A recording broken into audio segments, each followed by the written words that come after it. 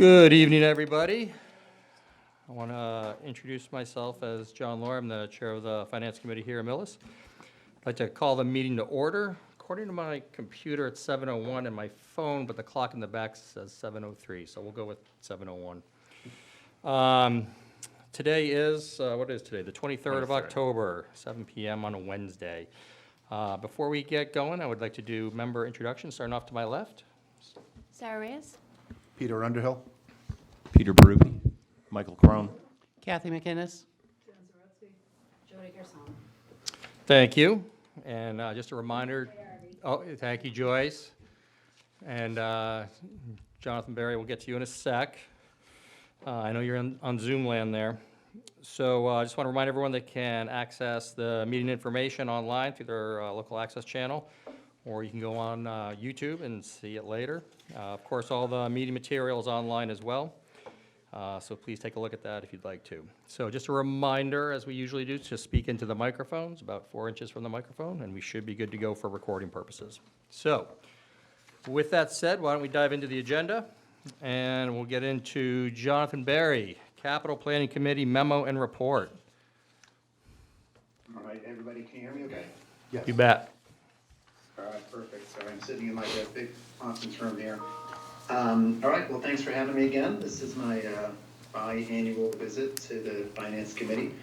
So I think everybody's pretty familiar with the process, but maybe just a quick review. So the Capital Planning Committee has been around for about 7 years now, a little more than that. And our job is to help the Finance Committee, Select Board, other town entities to provide information, help make decisions about various capital items that are being considered for the upcoming town warrant. So for this process, we received 6 requests that we took a look at and went through our prioritization process and scoring ranking system. And we ended up with 3 as being the highest priorities for our system. Those were new turnout gear for the fire department, that's replacing existing gear, new tasers for the police department, and then 2 new vans, special education vans for the school department. Those rated highest in our rankings. In the middle, in our medium priorities, we had some new dump truck for the DPW. There's a little bit of backstory on that one. And then an aerial boom lift for town buildings. And then finally, lower priorities, which we'll talk a little bit about, was repairs to the Lansing Millis building, which I'll just say up front is a request that doesn't neatly fit into the Capital Planning Committee's criteria and how we score things. So it ended up getting a fairly low score in one of our lower priorities. That said, it's a different kind of request than a normal one. So arguably our process isn't perfect for ranking something like that. So and we can kind of come back to that as we go through this. Just a little bit of color on those. I mean, the fire and police items, those were pretty clear pieces of equipment that were just necessary for them to do their jobs. So we felt pretty strongly about that. Same with the school. Sorry. Apologies, give me 1 sec here. Sure, you bet. Sorry. You're not the keynote speaker, are you? What's that? You're not the keynote speaker, are you? No, it's just some people Okay. going through here. The school vans, those are definitely, we felt those were needed. Candidly, the school got probably a little bit out of their process in terms of getting those school vans replaced on a timely basis, so they're a little backed up. They have provided us with a new kind of layout of all the vans needed over the next coming years, so I feel a little bit better there. So we felt it was pretty high. The boom lift and dump truck.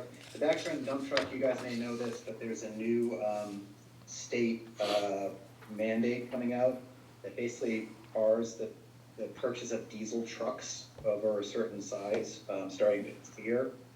Mr. McKay came to us from the DPW. The existing dump truck is quite old. It does need to be replaced fairly soon, but there was a bit of urgency to get it replaced now so that can actually purchase a diesel truck, which is significantly less expensive than a electric truck. I'm not even sure if an electric truck even exists, to be honest. that would fit the needs of what he's trying to do. So that one kind of got a little bit accelerated because of the state mandate. And then again, finally, the Lansing Millis building, again, a bit of an unusual one from our capital planning process. I think the committee definitely realizes the significance of the building and the importance of the building to the town. But just per the way we're, our prioritization process worked, it got a relatively low score. So we put that as low priority. That is to say, we certainly would be encouraging of the town to figure out ways to get that building, cleaned up there. But just these other items were higher priorities for our process.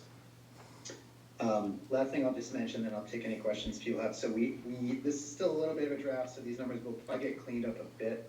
But as of right now, we've got about $134 million of capital needs in our long-term capital planning spreadsheet. The biggest item there is the high school repair.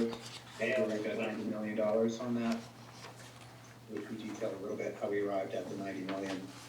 And then 44 million of other items on the list. So that's always a little bit of a moving target, getting that number nailed down, but that's what we got right now. I would expect that number might change very slightly before we finalize this report, but it'll be in that neighborhood. But I'll pause there and happy to take any questions. I'll start off with just a general question. I might be overlooking this, so anyone can jump in. So on the capital planning committee report, I see a total of 833,000 versus a 705,000 on the warrant. Do you know what that delta difference is? I haven't actually seen the warrant yet. Okay. So I'm not sure. My guess would be we didn't have a final number on the vans. Oh, it could be. The school vans. Okay. So it's possible those are different on the warrant than what we've got. So I'll have to reconcile those. Yeah, I just want to make sure that obviously both are showing the same number. Anybody else have any questions? No, I think we've been told about all the other matters before, so. I would agree. Pete Berube? I've got several. Hi, John. I'll just start off with, I have a few questions. Do you have vacancies on the capital planning committee right now? 2 of them, maybe? We do not actually, Okay. believe it or not. Good. We have filled our vacancy. Great. So we're at full staff right now. Excellent, okay. And did you get data on anticipated usage of the aerial boom? Yeah, we had a few we had several conversations about the aero boom, and mainly to that exact point, Pete. So we wanted to be convinced that this was going to get pretty broad usage across the various buildings. So we were told that this would be used for all departments, so town buildings, school, DPW, I suppose police and fire could probably use it too at times. So that made us feel a little bit better that this was going to get shared across all the different departments. As far as usage, I don't have the numbers in front of me, but Mr. Guzinski had indicated that they've been renting a boom when they've needed to do something, at a high elevation. And I want to say they spent, it was about $5,000 or $6,000 last year in renting booms. What the number I had in my head is that it'd be about 10 years to pay it back. Boost my rough recollection based on the current level of usage. That said, they probably use it more than they're currently using to do more things. So arguably the payback might be slightly faster than 10 years. Okay, thank you. You are picking up what I'm kind of the line of my questioning, and 10 years is not a good payback, and I would think that we would be really want to be really convinced that of the usage before we made an expenditure on a piece of equipment that needs maintenance, that needs a place to be stored, that will need repairs over 10 years. I'm just not, as is probably evident over some of the comments I've made in the past over different pieces of equipment, I'm just not a big proponent of us or any entity buying equipment when they can rent or lease. And we're not talking about something that is very unique. You know, there are companies, professional and otherwise, that rent these things regularly. So I'll just leave it at that. I'm not a big believer in purchasing equipment for, you know, perhaps we'll use it, even if all departments used it, I don't know, would it get used once a month? So I'll leave it at that. Those are my questions. And then while I have you, could you kindly characterize, for those of us that haven't seen the big picture, the big list, and you may have provided it, but what is the list, what's the big picture? Can you comment, characterize, are we adding projects feverishly? Are projects coming off of the list, would you say, you know, net?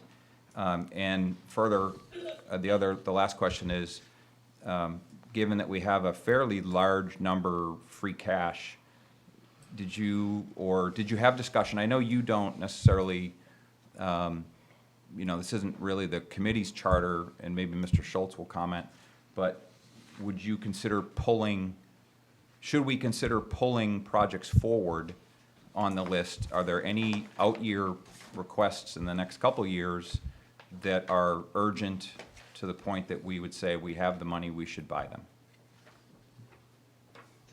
Yeah, all good questions. So I guess I'd say just on the big picture of the master list that we've got. This year, there were not, and even going to, other than the school, put the school aside for a minute, because that obviously was a very large item on there.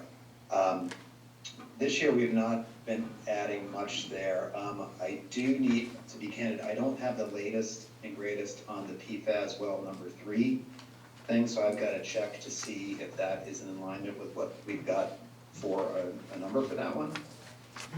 So I want to make sure that aligns.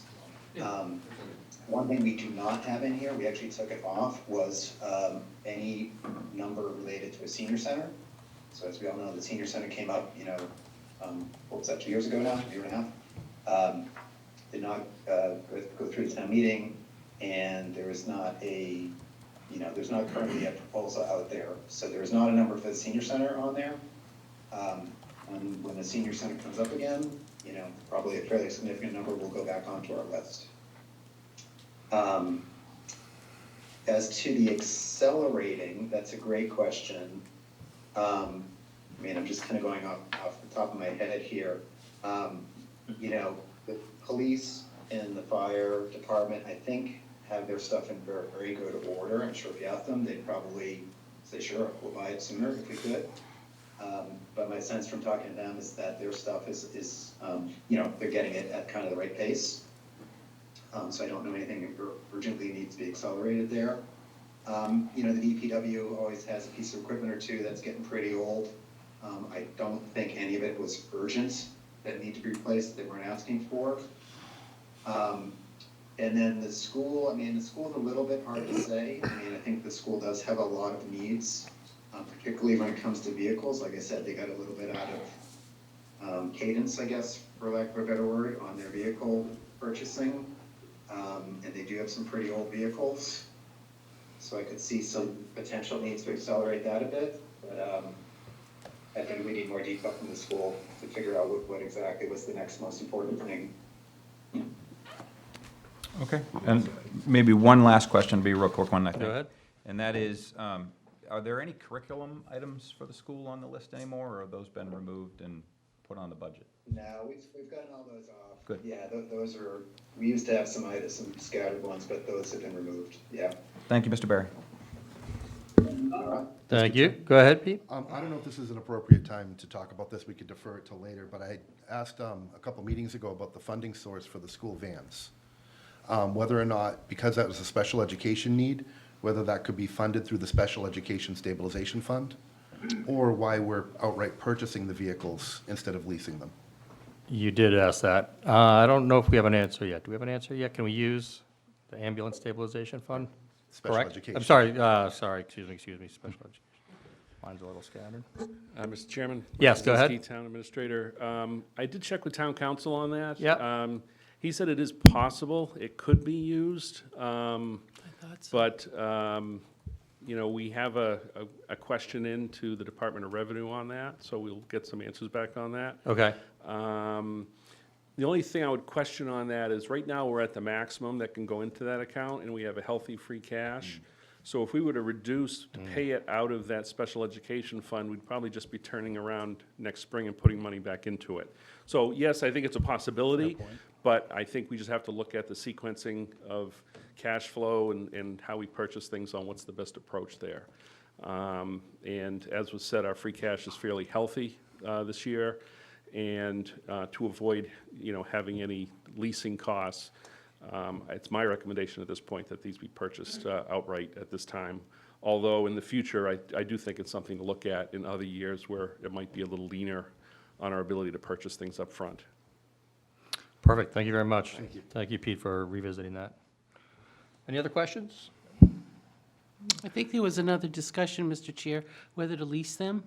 Was that, look, you were talking about using the special fund for it. Right, but I also asked the lease, and he said it's cheaper to outright buy than Oh, to okay, lease I'm with the sorry, I money didn't in free catch that. cash. Thank you, Mr. Chair. Yep, you. thank you. Anyone else? Nope. I think we're good. Jonathan, thank you very much for taking the time Yeah, tonight and really taking time out of appreciate it. your conference time. Thank you. All right, thanks, guys. Have a good night. Yep. Last year, he was out of town, too. He's a busy guy. Yes, exactly. All right, moving along. Community Preservation Committee warrant articles. Nate Multinsky. He is not here.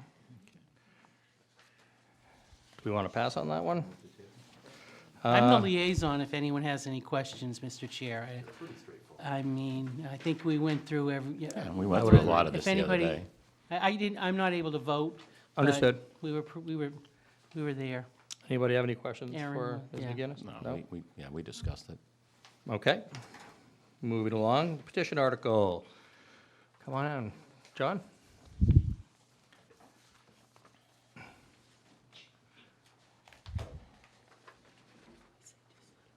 How are you? I am well. Thank you for inviting me, Mr. Chairman. Absolutely. You just identify yourself and your address for the My record? name is John Fitzgerald. I'm a graduate of Mills High School. I Nice. got my finance degree, magna cum laude, at Boston College, and I'm a member of the Massachusetts Bar Association. But most importantly, I'm a taxpayer Yep. here in Millis. And I have proposed a warrant article, which I'll read for the record, to see if the town will impose a salary freeze upon all town employees and refrain from entering into or renewing any collective bargaining agreements that provide for cost of living adjustments or annual step increases for a period of 3 years from the adoption of this article, or if such salary freeze is barred by a collective bargaining agreement currently in effect, then extending for a period of 3 years from the lapsing of any such collective bargaining agreements currently in effect. The purpose of this wage freeze is to give the town some breathing room to sort out its finances while we're dealing with having to renovate or build a new school. And digging into the numbers in the collective bargaining agreement, I must say, I was appalled at the lavish pay increases that the town is providing to its employees. We're talking in excess of 18% every 3 years through a combination of step increases and 2.5% wage increases. So this is much more than corporate America pays. This is much more than senior citizens who are on a fixed income get from the Social Security Administration. I believe they just released the new numbers, a 2.5% increase. And so any time that you have municipal employees who are making more than the Social Security raise, what you have is a situation where the elderly citizens in this town are hurting, they are being scraped away, that their Social Security benefits are going to property taxes instead of buying gifts for their grandchildren and paying heat and food. And so looking at the step increases coupled with the 2.5% pay increases, it's too much. And the voters at town meeting never get a chance to vote on this. We get to vote on minuscule things. Let's transfer $500, let's pay $800. The big bucks is in the collective bargaining agreements, how much they're gonna pay wage increases, and the voters never get to vote on that. That never comes up at town meeting. What we get instead is just a budget that already has it baked into the cake. And so it is clear the school committee is not, I repeat, not looking out for the best interests of the taxpayers. They are rolling over to the teachers' union, giving these outrageously lavish 18% pay increases after 3 years. It's too much. And so let's put a pause on it. Let's stop the town from entering into any more of these collective bargaining agreements. In the future, I would like to have the voters have a say on how much of a percentage pay increase the municipal employees will get. It's a very important matter. It's something that the voters should have a say on. It's not something that should be done in a back room between the school committee and the teachers' union. This should be done in the open, at the town hall, when everybody has a right to know how much of a percentage increase is going to be paid. Is there a question? No. No, that was Someone had their mic on. Janet's iPad. Tell her to mute it. So, we have to stop these collective bargaining agreements. I don't have a problem with unions, teachers' unions, or other municipal workers being unionized. I'm not trying to break a union. I'm just trying to protect elderly voters who are on fixed incomes, who are being asked to finance a spending spree. The school committee wants to hire more employees. No respect for the will of the voters at all. Shortly after that vote was taken, they were in front of the select board asking for a revote to have it go back to the voters again. When they didn't get their way on that, they came back just 3 months later and persuaded the select board to present it to the voters again. So everyone who voted against it, that vote doesn't count. They're just gonna keep hitting us with these increases. So they wanna go on a spending spree, they wanna go on a hiring binge, all at the same time that they're bestowing these lavish pay increases. So something has to stop. Now, we're gonna need to renovate or build a school. There's no getting around that. And at some point, people are gonna deserve a pay increase. They're human beings. But this system that's currently in effect, with these 18% every 3 years, it's not fair. I mean, people who are living on Social Security are losing their purchasing power. As it is right now, 42% of the average Social Security benefits go to property taxes, 42%.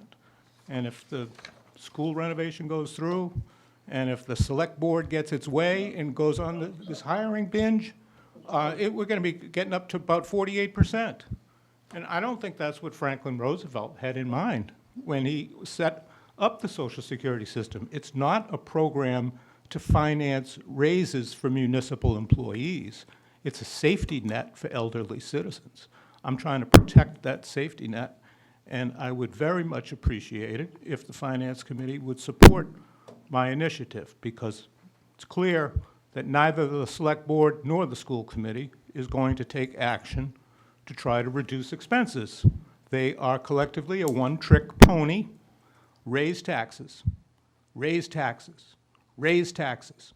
That's their solution to everything, raise taxes. So it will take a citizen initiative like this to do it. It's not going to come from the school committee, and certainly never from the select board. It's going to come from, organically, from the community, from a citizen such as me.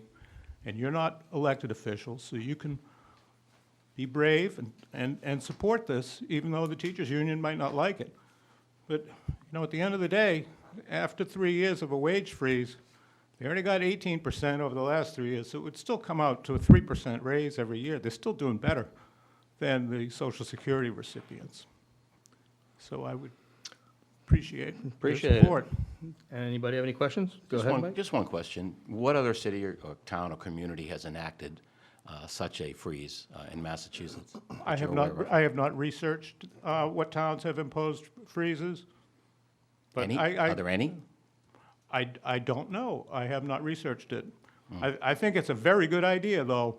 I mean, instead of just raising taxes, let's have a little diversity, equity, and inclusion. Well, A diverse, not- there might be a good reason why nobody's done it. Oh, probably because the teachers' unions are so politically strong. I think that's likely the reason. Well, there might be others. Nobody wants to go up against the teachers' union. But, you know, I don't have a problem with them. I just have a problem with the terms of the agreement that the school committee has agreed to. 18% is way too high. Many people don't know this. People who, they vote approval of a budget, they have no idea that these people are getting raises so far outside the norm. It's not fair. I'm trying to bring some fairness into the system. Understood. Thank you, Mike. Go ahead, Pete. I think it would be helpful if we heard from Mr. Gazinski or Mr. Schultz on how contracts are currently negotiated with the differing unions. We asked the school to be here tonight. There's a school building meeting tonight, and that's where they are. That's why they are not here. Okay. But we can definitely add that question for a follow-up unless someone wants to come up, but don't have to. Okay, otherwise, we can send it in an email, but I think it would be helpful for us when we vote on that to know how the current existing contracts are negotiated. Yeah. And who's involved with that. I would agree. Yeah, you. definitely. Go ahead, Pete.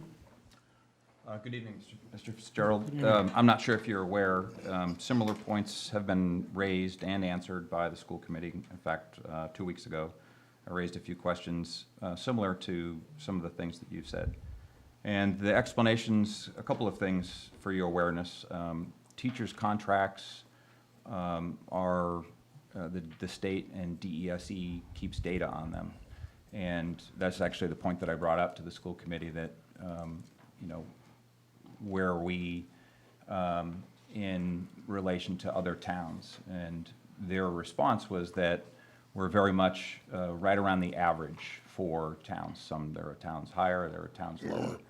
And I believe it was Mr. Conroy, who's he's not the chair, but he's definitely been on the committee for a long time and has, I would say, the bulk of the financial experience and corporate knowledge for the school committee, that their experience is that, I won't put words in his mouth, you can review the tape, but essentially that the school committee has put us in a position where we have a workable contract, collective bargaining agreement that there are several towns that have been, their school committees or their teachers union has gone to strike, and we haven't done that. And when those communities face a strike, they have been faced with huge increases, and I don't know what the data is. If I may I heard finish. that. If I may finish. So that question has been discussed. And then just one more point for your awareness.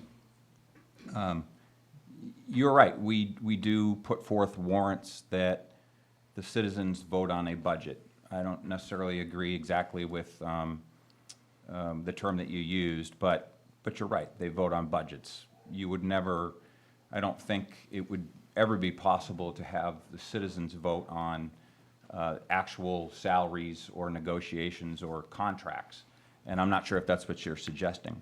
But what I would say is that you absolutely do get a say on how things are run, perhaps indirectly, when you vote for the school committee. If you want a say in exactly how a negotiation or how a school district is run, support the candidate of your choice or become the candidate that elected official, or run for select board and be voted onto select board. Those absolutely should be the questions that are asked of candidates when they decide to run for office. They are elected officials. So I would encourage you to stay involved. I agree with some of the things that you've said, that we support the school and the union, that budgets and personnel costs are very expensive. I don't know that I would make the assertion that they are getting paid lavishly. What do you consider, knowing that you have not looked at the data that I have that is publicly available, can you quantify lavishly? I would, yes, or I is can it- quantify one more lavishly, second. yes. Or is it just that it's more than the Social Security That's benefits? the base figure, but 2.5% for Social Security and 3% corporate Americans are mostly getting, so we're talking double that. for school teachers here, and that's not fair. And I raised this point at the last town meeting, and I heard the school committee chairman gave this, basically the same answer that you just summarized. Well, we don't want to have any problems like they had in Newton, you know, we've got a good thing going. So it's like, okay, let's just keep giving 18% every 3 years so that we won't have a strike. And let's just keep taking the money from the elderly folks because they can't go on strike. They just have to pay taxes, otherwise their houses get foreclosed. No, I haven't looked at data from across the state, but I can look at what happened in Newton, and I can say, if the teachers here want to go on strike, they're going to get fired. So we're not going to put up with that like they did in Newton. We're not going to just say, oh, whatever you want, you get. Whatever amount of money you need, we're willing to pay. We will tax our citizens into oblivion to pay for for raises for teachers. That's not the way it works. If you're concerned about having voters approve specific pay increases, that's not the warrant article that's here. This is right now, we're talking about just a 3-year wage freeze, okay? In the future, how you want to structure things, that can be the subject of debate. But I don't think I need to run for office to try to ask for a legitimate wage increase be capped 2.5%, 3%. This 18% every 3 years, it's out of control. I believe that lavish is an appropriate phrase. I stand by that. When you can talk about getting twice what corporate America makes, 6% every year, people aren't getting that in the real world. Thank you. Any And I other just- questions? I Go would ahead. just follow up with,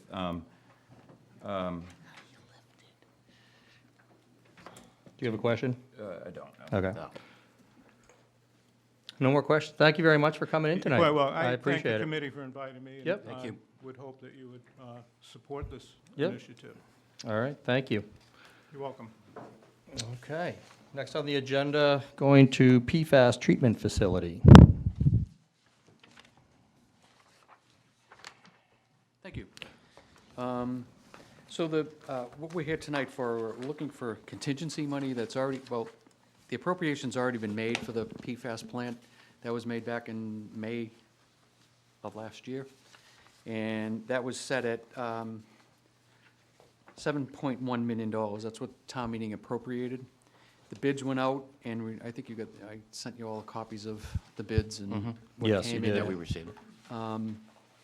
And there was no contingency left after the bids went out. The subcontractors came in at a good price, and the awarding contractor, he built wells 1 and 2, so we're very happy with that.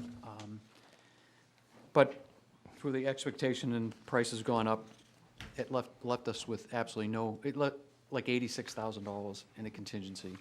And when you're building a $7.1 million building, you need a little bit more than $86,000. Yep. Especially something that's being built out way into the woods. So we were originally asking the select board for $500,000 to carry. That would have been like a 9 to almost 10%, even, thereabouts contingency. Yep. But one has to remember, everything that we're getting here, we did receive a grant from the federal government for around $3.5 million. And then under that, we also applied for an SRF grant. And what the SRF grant means is that right now, before all the paperwork is submitted, the state, the Mass DEP, will give us a loan for the remaining cost of that at 0%. We still have to pay it back, but it will be at 0%. So we'll save a significant amount of money for that. And they felt that the $500,000 was a little extreme. Okay. So they came back, and this is where the number came up with, we had $253,167, and if you add the 86 to it, so we feel that we should have enough. And if anything unfortunately goes wrong, if we start digging or tearing down buildings, we have the Maytown meeting that would be able to come back. But we can't move forward until this is approved at town meeting. The select board approved it Monday night, and we still can't submit anything. We can't even award the contract to the contractor until this gets approved at town meeting. Makes sense to me. Other questions? No, I think you had explained this to Yeah. us the last time you Yeah, were you here, did. so, yep. So that's that. Okay, and you're next on the list for stormwater. Stormwater, and I Yep. think, did we send everything out today? I think it's a lot of reading there. And all this is just to bring us up to where the standards of under the MS4 permitting process. And there's a little drawing in there, so just to break it down easy, most of it has to do with parking lots. It has to do with roadways that Millis has not been adhering to most of these in the past years. So if you look at the very last one, there's a little cul-de-sac. So Are you referring to a page number or just last one what? It's a drawing on Oh, okay. page. I just want to make sure we're following along. Yeah, If there is actually, if you go to the printouts, Yep. I don't know, it's not page numbered. You got a picture of it there? Yeah, it's right there. Oh, okay. What's the top word there? Ordinance review? It is regulatory requirement. Okay. It's about 2016 2/3 of the way MS4. back in the packet. Yeah, On the back side of the page. Page 2, it says. 16 of 16. is it 16? Actually, yeah. So yeah. what this will do is, instead of when a developer comes in and he wants to put a cul-de-sac in, and instead of having just it all asphalt, we're going to require them to put in some sort of grass, trees, something in the middle of it, so it's not just all open, flat, impervious area. And then when you get into the parking lots, if somebody is redesigning a new parking lot after this regulation will go in, I mean, you can see it.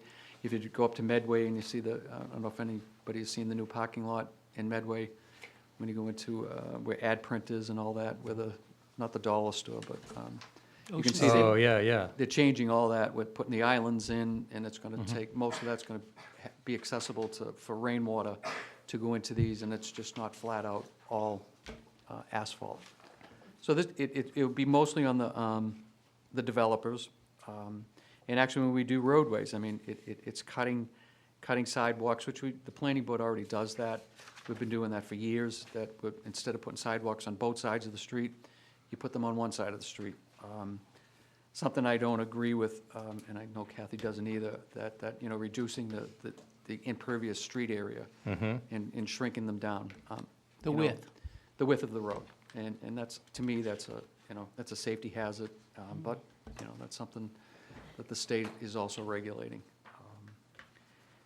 So we originally thought that this was just something that the select board were going to be able to implement because they are the stormwater custodians, and we thought that they were going to be able to just implement the new regulations. But town council came up and told us that we would have to go through this process for approval here. And actually, the planning board, we're having a hearing on it on the 12th.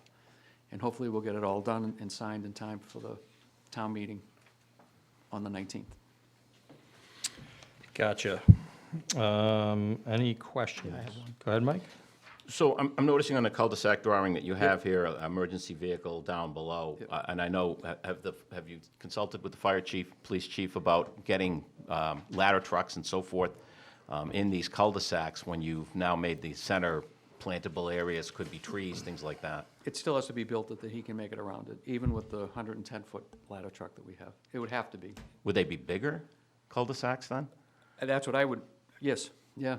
Yep. So That's why we'll just get rid of them. Are we defeating our purpose then? We will just, at the planning board, we'll just go against them being built. Cul-de-sacs, they're just, to me, a waste of time, but, I mean, usually when you drive in a cul-de-sac, you have maybe one or two houses at the end of it in this massive, area.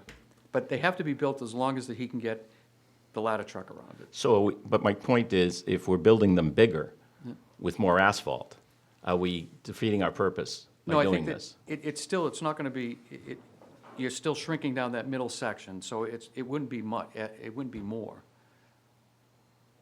And you would still have gutter lines in it that would be able to accept the rainwater into it. This isn't one of my favorite, I mean, I've seen ladder regulations either. trucks try to, I live on a cul-de-sac, I've Yep. seen ladder trucks try to get around it, and And then it's they very drive right difficult over as it raised is. lawn And there's nothing in the middle they can pull around and back, but when you've put something in the middle of that. Yep.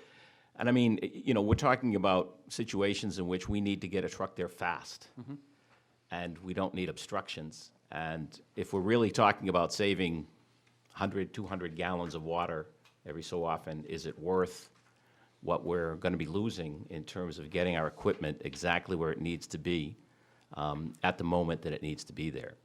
This is all this is great conversation, but it's, to have a conversation here with this is a federal regulation, it's a state regulation, it's in place, and we need to take it up with our state legislatures and our elected officials, because it's already in place. They've enacted this, and now we have to follow their regulation. Like PFAS and We're complying. lead-line. Doesn't mean it's good, but I get That's it. right. Yep. So, Mr. Chair, Yeah, go ahead. it's not a guideline, Mr. McKay, it is a requirement. It's going to be a requirement that will be added to the changing of the zoning bylaw, yes. Okay. All this. And who maintains the green space within the cul-de-sac? It would be, if it's town-owned, it would be the town.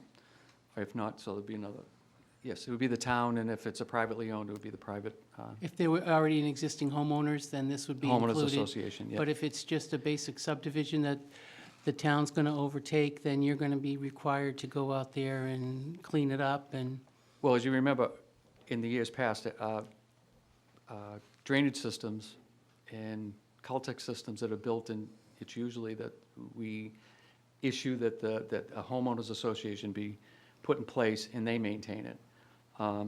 In the past, in almost every development since I've been on the planning board, we've never taken over any ownership of any of these type systems that have been built for this regulation. We institute a homeowners association. I know there's people sitting at this table, pay into a homeowners association that maintain most of the road runoff that comes into these basins in these areas exactly like this. So we would probably implement that it would be that they maintain that also. So I misspoke at the beginning of it. right? So, I'm sorry. Please go. Yeah, continue. Yeah. Back to planning board. No, go, this bores everybody else but you and me. Plowing. Yep. I mean, banging up onto how many times do you have to do a curbing before with a cul-de-sac? Just push it. 4 pushes and you're where the homeowner wants to put it. And it's like, I remember living on a cul-de-sac, the playground that you'd have in your front yard would be like, that's where everybody would be playing. And now you've got this green and you're gonna get a homeowner, you haven't cleaned this. Yep. So just So be I think ready it for would be- that. Most importantly, you would see that a developer may not use this design. He may go for something else different, of somehow maybe connecting a different road. I mean, the only one that we have that's being actually built right now is at Emerson Place. I believe there's 3 different cul-de-sacs that are going to be in there. Now, if this regulation goes in, I don't know if he may not be grandfathered into it. We'll have to check into that. He might have to change his design. Thank you. Thank you, Mr. Chair. You bet. Thank you. Anyone else? Oh, come on. It's a big article, Kathy. us It's on 3 the floor. pages on the warrant. All right. Thank you very Thank much, you. Jim. I'll take it if no one wants it. You already have it. I think Mr. Underhill waved that he wanted it, so. Good stuff, good stuff. Thanks, Jim. Okay. Moving along to the 2024 Town Meeting warrant article discussion. Mr. Michael Kozinski. Good evening again. Good evening. So, the Finance Committee now has the final approved warrants for both the special town meeting and the fall annual town meeting. Unless you want me to, I was just going to touch upon the changes of note. I think you're Yeah. familiar with pretty much all the articles at this point. That would be wise, Yes, thank you. thank you. For the special town meeting warrant, again, that meeting will begin at 7:30, which is also the same time that's posted for the fall annual town meeting, just for clarification for anyone that didn't hear last time.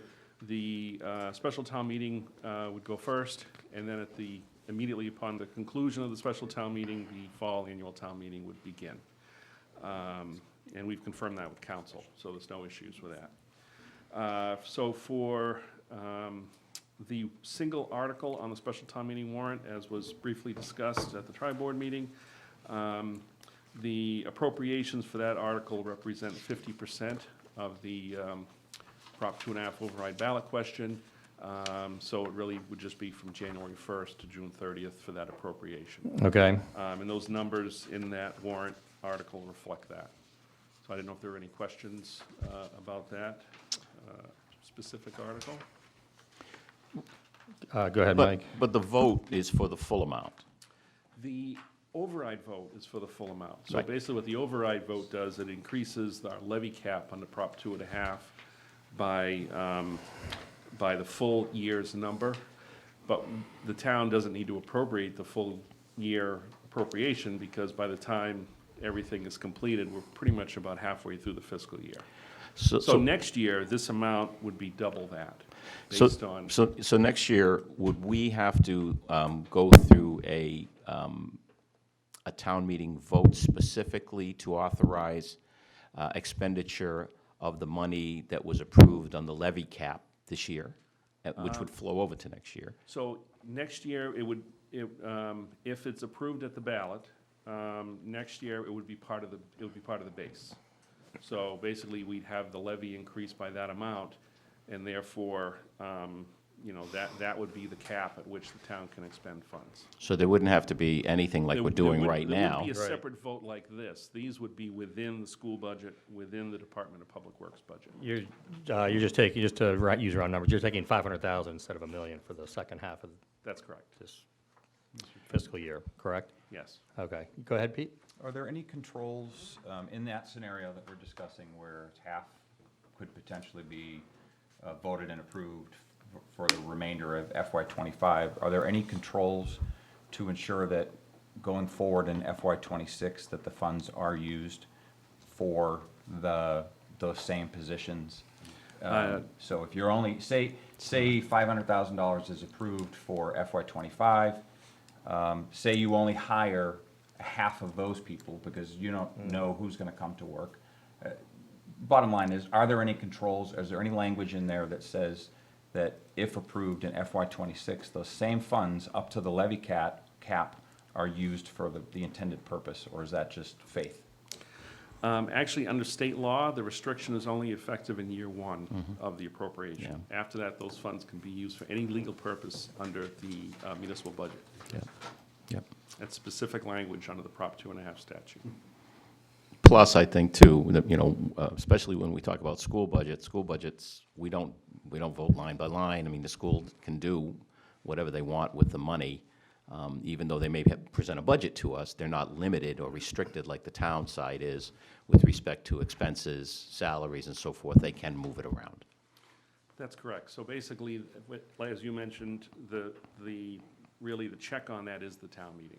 So if at the town meeting in the spring, there were theoretically no further increase to the school and the money was spent elsewhere, it would be the advocates for this override in the town meeting who would say, well, that's not appropriate, that wasn't the intent. But from a legal perspective, the state only restricts it for the actual fiscal year in which the Prop 2.5 override was approved. Thank you. Thank you. I got a couple questions, kind of as a newbie chair. So starting with the timeline. So residents are going to come in, they're going to sit down, and everyone can stay in the auditorium, and you'll start the special meeting, and then properly conclude the special meeting, and then you'll start the town meeting. Is that my understanding correct? Okay, just So want to basically, verbalize that. as soon as the town moderator declares the special town meeting completed and dissolved, then the fall annual town meeting can immediately be Yeah. opened and called to order.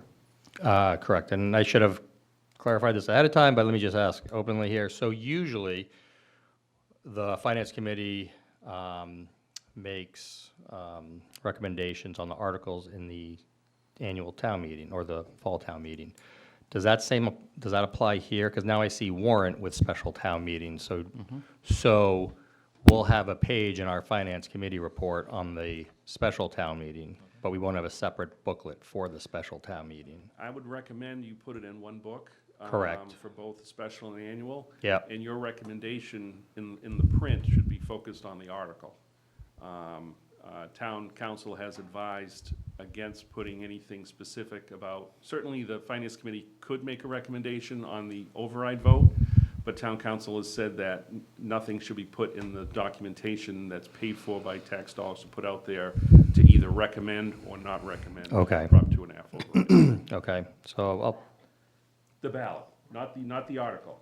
You can recommend for or against the article in the finance yeah, committee flyer. not only should we, Yes. we We have to take a vote. Yes. Yes. Okay, thank you. Just making sure. Any other questions, clarifications, anything? No. No? Anything else on your list there? So that's it on the special. On the fall annual town meeting warrant, I think the only change of note is we did have an article for funding the 111F fund that has been removed with the idea of that being deferred to the spring town meeting. We do have a balance of almost $300,000 in that fund, so we feel that's sufficient.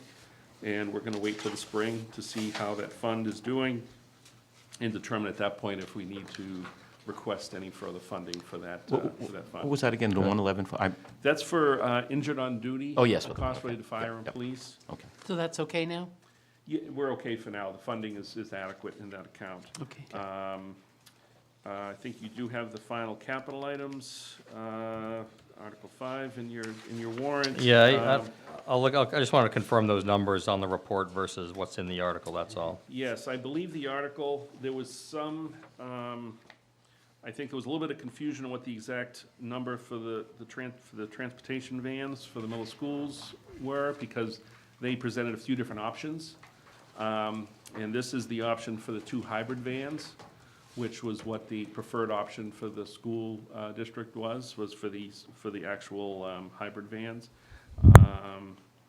And the Freightliner dump truck with the pieces that come along with it came out slightly higher than what the original, I think the original was 264, so now it's 280, which includes all the other parts of the truck, the sander, the plow, other hydraulics that need to be added on to that. I think the other numbers stayed consistent, but that would account for a slight difference between the report and what the article shows here. So we have rechecked the numbers here on the article. On the article itself, okay. Cool. Okay, I'll double check as well. Pete Ruby, you have a question? I do, I'm sorry. Go ahead. I know this. For the dump truck, it says, I believe all of the capital items are listed as free cash. Yes. Will there not be enterprise contributions for that? We did have that discussion. For that particular item, that is primarily for road maintenance, that truck. It's for plowing, sanding, pretty much everything focused on general road maintenance. But not the type of road maintenance that you do when you dig a trench? Not so much. We have other equipment already, we already have for that, that's been purchased through partially through enterprise funds. We have the siphon truck and different vehicles that are specialized for that. Thank you. So that one is purely general fund. Any other questions on the capital items?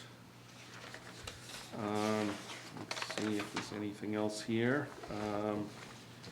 Again, I think all the final language for the different zoning articles have since been put in, as well as some more detailed language on the parcels, town parcels that we're asking the town meeting to give the select board the authority to dispose of. You have the full overlay district MBTA 3A language in the document, as well as the other zoning. And of course, the petition article is in there as discussed by the petitioner earlier tonight. So, be happy to answer any questions that you have. Mr. Kaczynski, or Mr. Chair? Yeah, go ahead. Could you kindly opine a little bit on the citizens petition? Even if it passes, it's not binding, is my understanding? It is totally unenforceable. I've got that confirmed through town council. The approval of collective bargaining agreements and town contracts rests solely with the elected boards that approve them. That would be the school committee and the select board primarily.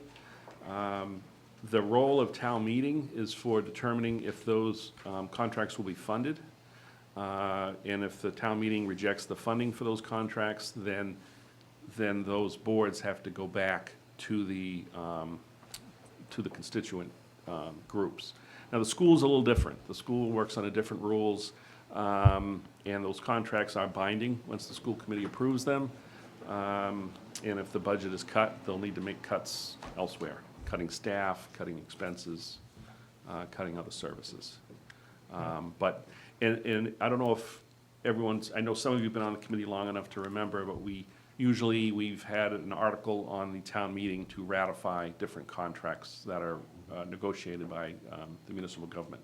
So we'll have one for the police, for the fire, for dispatch, for DPW, for, the town hall staff. But Those not are- the school. Not the school. Under Yeah. state law, it's not required Yeah. for schools. It's Thank required you. for all the other Right. unions. Yeah.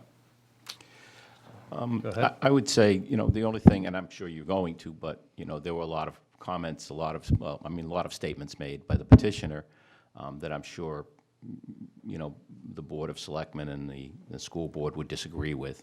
I hope it's not just town meeting night that this all comes out, that it might be wise to, where this was a public meeting and these statements have now been made public, that they be addressed prior to coming to town meeting, because I think that may be, a little late and create a lot of stir, but it's certainly up to the two boards to decide how they want to handle that. Yeah, without comment, may I, Mr. Go ahead. Yeah, without commenting on what he said, beyond the fact that most of it's just wrong, I would encourage you to have Mark come in with the contracts. I mean, I've seen the contracts. It was misinterpreted. It's like corporate America, 1% to 5% raise, 3 is the average. School raises are going up 4% on average. That's it, 4%.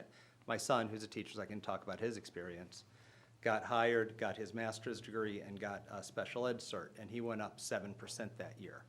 There was a teacher making, at the top end of the scale, who had no lanes, no steps, didn't get any more degrees. She went up 2%. So, a $50,000, $58,000 teacher going up 7% and a $102,000 teacher going up 2%. It averages less Does he than teach in 4%. Millis? No. Oh, okay, so we're not talking about the Millis. No, but it's the same contract. system. It's the same exact system. You have Different numbers.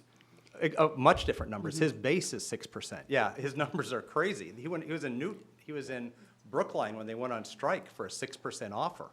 So, I mean, that was the cost of living. They went on strike because that wasn't high enough. So, not Millis. Yeah. Mr. Chair, I can Yep. just touch a little bit upon that. I'll speak more to the municipal side. Sure.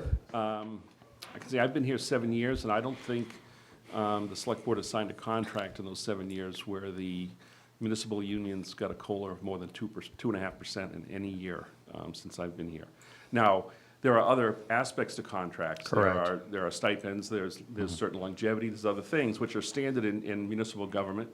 But I think it's important to note that most unions have a step scale.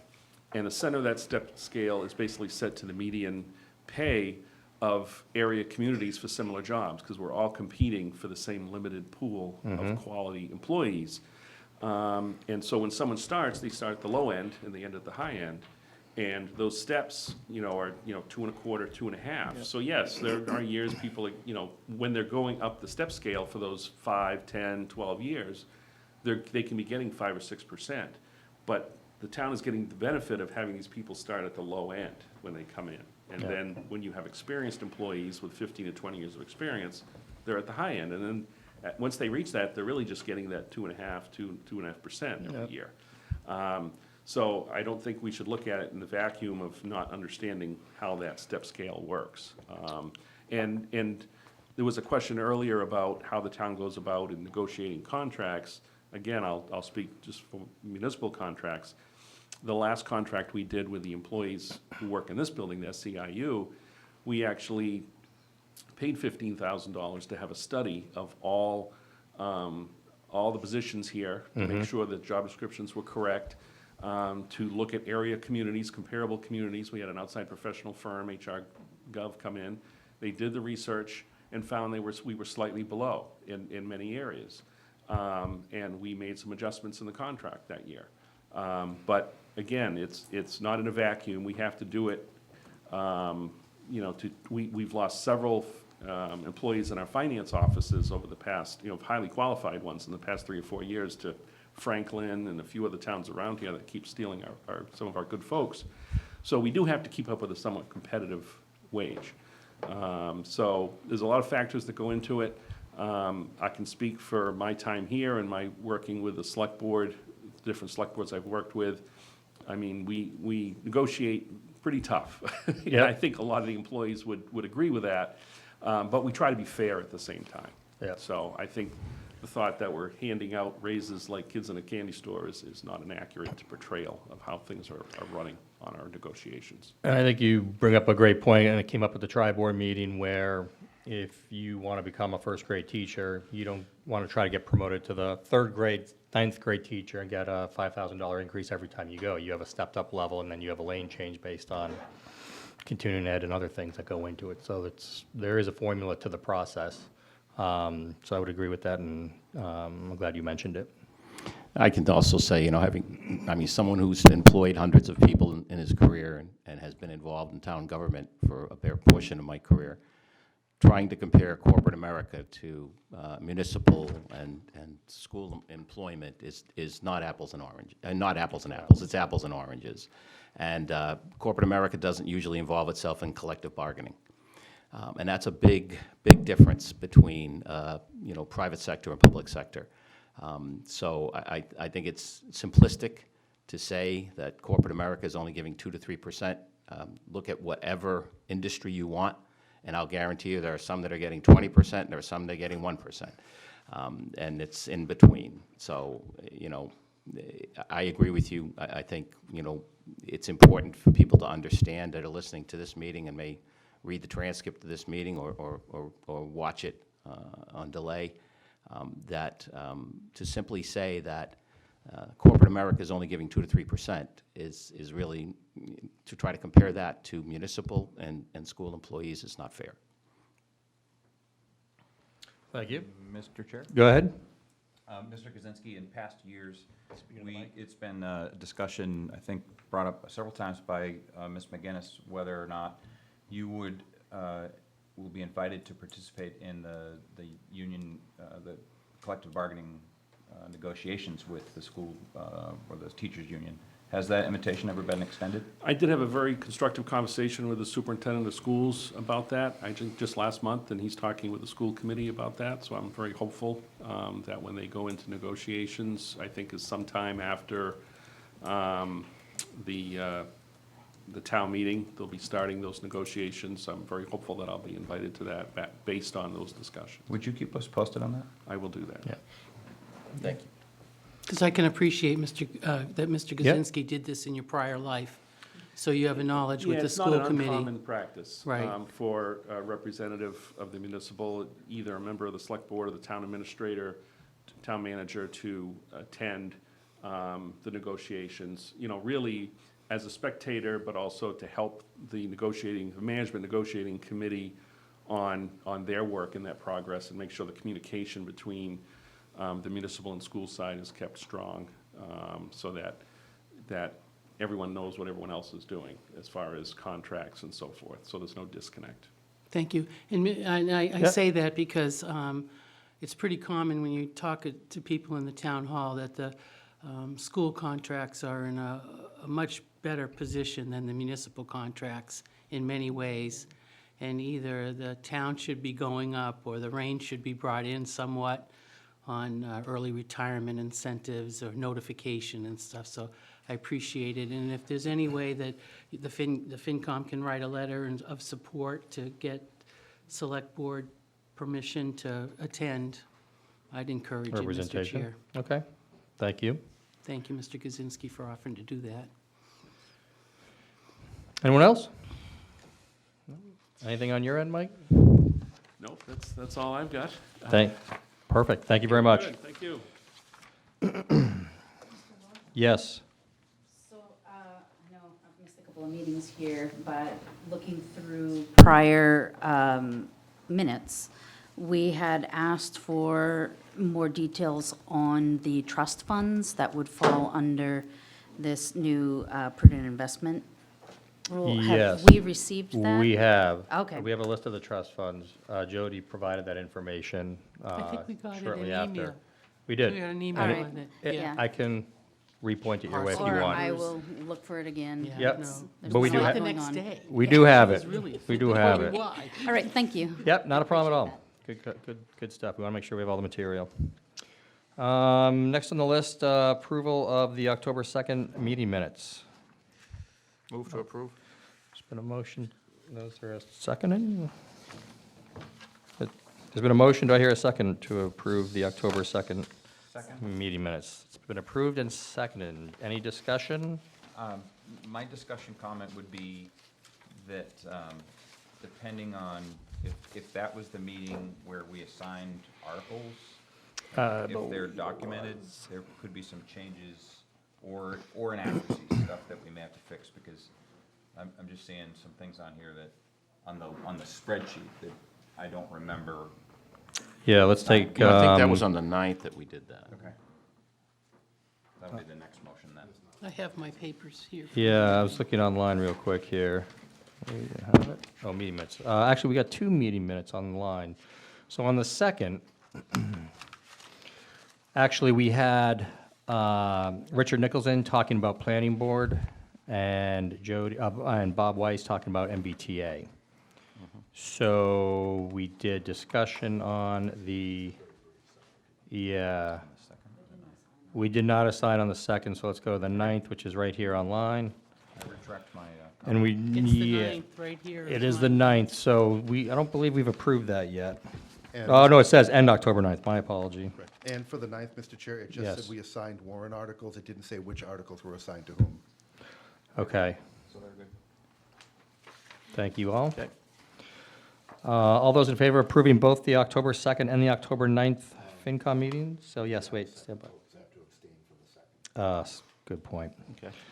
Wow, a lot of good points tonight. Okay, so October, the first vote would be for the approving of the Finance Committee meeting minutes for October 2nd, 2024. All those in favor, please say aye. Aye. Those opposed? Joyce, are you and I for says the an aye. October 2nd? You're on mute. Mute. You're on mute, Joyce. It's a good thing. That's okay. You can just put, are you and I? Just raise your hand. There you go. She's an aye. Deirdre, let the record reflect she said aye with her hand. That's okay. We're going to give you another shot for the Your October 9th husband- minutes. Your husband locked it. Okay. So, that's good there. So for approving of the FinCom meeting minutes for October 9th, 2024, all those in favor, please say aye. Aye. Aye. Those opposed? Abstain? Unanimous. Thank you. Board and committee liaison updates. Joyce, do you have anything for Council on Aging? The only thing is they're going to be in the Lions Club Craft Fair this weekend on Saturday at the high school. Fundraising with the bears and other items that will be being sold. And we are working on programs and just, really going forward. That's about it. Thank you very much. I'll also follow up with you regarding your articles that you asked questions about earlier. Thank you. Yep. Capital planning we heard tonight, and I missed the last meeting, so I don't have too much to add to it. So read through the reports. If you have any questions, feel free, email me, and I will get answers. Anyone else? I'll take a motion. Move to adjourn? Second? It's been a motion second to adjourn. All those in favor, please say aye. Aye. Aye opposed? Abstain? Thanks, Deidre. Unanimous. Thank Thank you, you. everybody.